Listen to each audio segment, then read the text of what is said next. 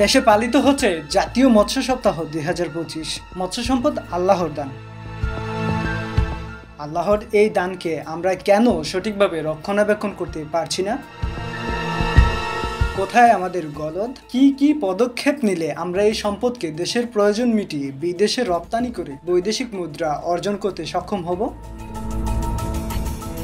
নদীভিত্তিক জনপ্রিয় গণমাধ্যম নদীর কথা মনে করে মৎস্য সম্পদ মন্ত্রণালয়ের যথাযথ দিক নির্দেশনা এবং দ্রুত পদক্ষেপ নেওয়ার ক্ষেত্রে সময়ক্ষেপণ কাম্য নয়।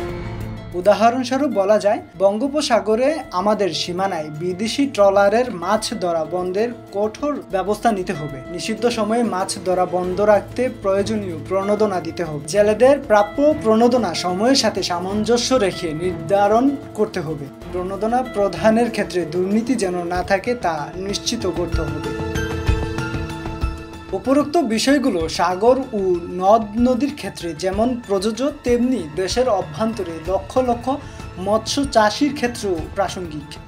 তারা প্রতিনিয়ত বাজারে হরেক রকমের মাছ সরবরাহ করছেন, কিন্তু তাদেরও রয়েছে নানান সমস্যা। প্রায় বিভিন্ন সংবাদপত্রে দেখা যায় মৎস্য খামারে বিষ প্রয়োগ করে খামারিকে সর্বশান্ত করা হচ্ছে। শত্রুতামূলক এই ধরনের কর্মকাণ্ডকে বিশেষ গুরুত্ব দিয়ে অগ্রাধিকার ভিত্তিতে বিচার করতে হবে। কঠোর শাস্তি না হলে এ ধরনের কাজ বন্ধ হবে না বলে মনে করে নদীর কথা। মৎস্য সপ্তাহের মূল প্রতিপাদ্য হলো অভয়াশ্রম গড়ে তুলি, দেশি মাছে দেশ ভরি।